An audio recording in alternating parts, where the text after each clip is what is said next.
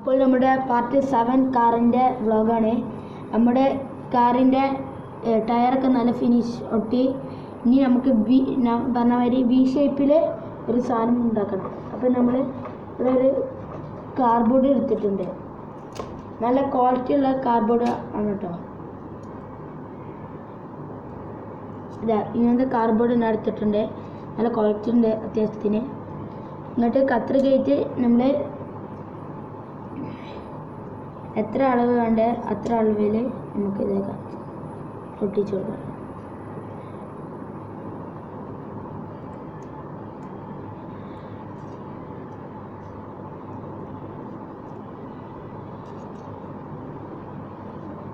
ഈ ഷേപ്പിൽ അപ്പോൾ നമ്മൾ ഇങ്ങനത്തെ ഒന്ന് കട്ട് ചെയ്തിട്ടുണ്ട്.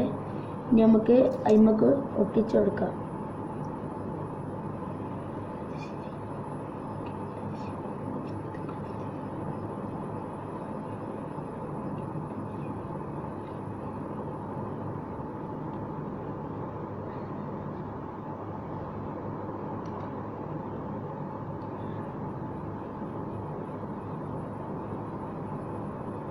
അപ്പോൾ ഗൈസ് നമുക്ക് ഇവിടെ നിന്ന് ഫെവിക്വിക്ക് ആയിട്ട് പരത്തി കൊടുക്കാം.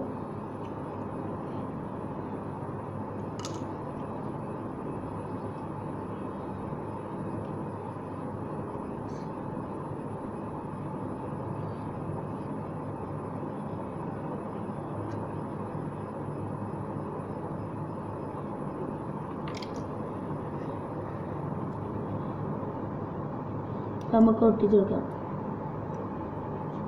ഇവിടെ കറക്റ്റായി തന്നെ ഒട്ടിക്കണം കേട്ടോ. ഒട്ടിച്ചില്ലെങ്കിൽ പണി പാടും.